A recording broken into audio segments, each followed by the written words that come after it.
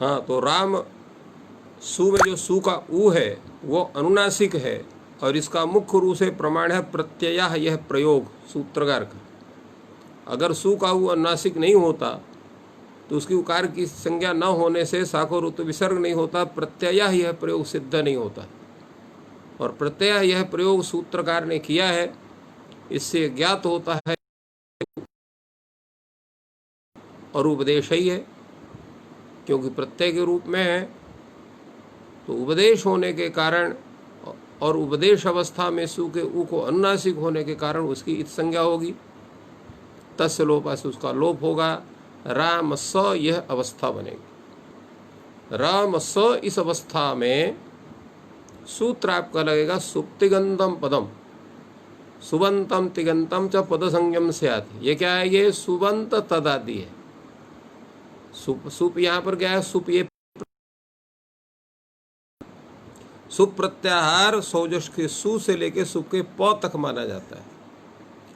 आदिरंतेन सहेता सूत्र केवल चतुर्दश सूत्रों में ही प्रत्याहार नहीं बनाता है, प्रत्ययों में भी प्रत्याहार बनाता है। जैसे सुप्तिगंतम पदम में यहाँ जो सुप और तिंग है ये दोनों प्रत्याहार हैं। सुप ये प्रत्यय नहीं है, प्रत्यय बोधक प्रत्याहार है। सुऔजस के सु से लेकर के सुप के प तक ये सुप प्रत्याहार बनता है आपका। यहाँ पर भी जो है अंत्येत कौन है? सुप में पाका, सुप में प, उसके सहित आदि कौन होगा? सुऔजस का सु। और इस तरह से जो है अंतित के सहित आदि हुआ है आपका सुप हुआ, और उससे आद्यंता क्षिप्त समुदाय कौन होगा? पूरा सुऔजस से लेकर सुप तक का पूरा समुदाय। और उसमें प्रत्येक की माने तादृश समुदाय घटक जितने हैं सबका नाम सुप होगा।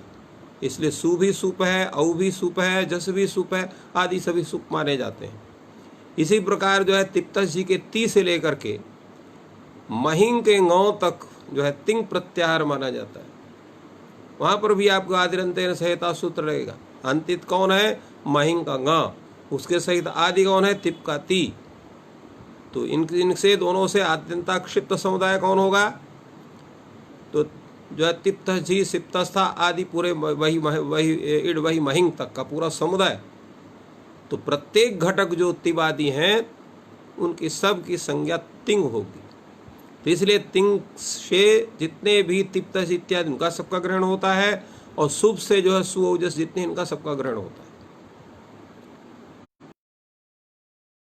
यहाँ पर क्या है? सुप है सु, और वह किसके अंत में है? राम सु इस समुदाय के अंत में। तो इस समुदाय की कौन संज्ञा हो जाएगी? पद संज्ञा हो जाएगी। तो इस तरह से राम सा ये पद होगा।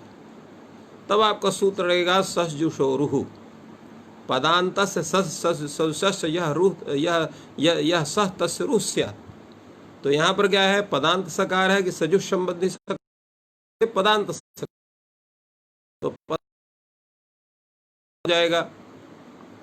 रू में भी ऊ अनुनासिक है, इसलिए उसके भी उपदेश जनुनासिक सूत्र से उकार की संज्ञा होगी, तस्य लोपा से लोप होगा। राम र ऐसी अवस्था होगी। तो राम र इस अवस्था में सूत्र लगेगा आपका विरामोवस्था, नाम अभावो।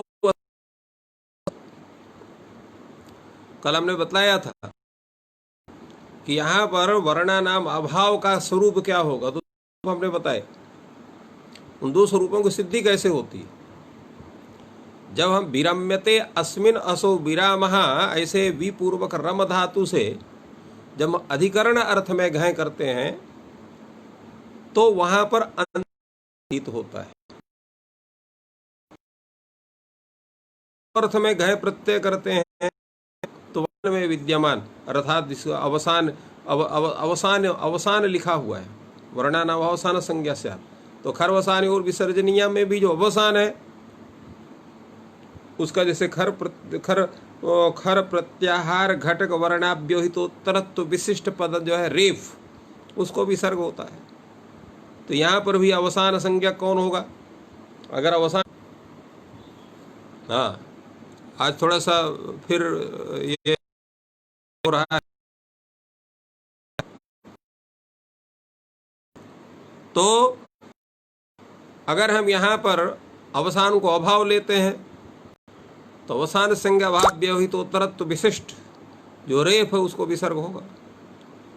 और अगर हम वहाँ पर अंत्यवर्ण के रूप में लेते हैं तो यहाँ पर अवसाने अवसान विषये या अवसाने विद्यमान यह रेफा तस्य रूह भवति तस्य विसर्गा भवति, ऐसा अर्थ उसका करना पड़ेगा। तो यहाँ पर अंत्यवर्ण के रूप में हम अवसान को लेते हैं और यहाँ पर अवसान में विद्यमान है रेफ, राम में र है, उसको इस कान में उसके स्थान में विसर्ग का विधान होता है। खर अवसाने और विसर्जनीया खरी अवसाने च पदान्तस्य रेफस्य विसर्गः स्यात्।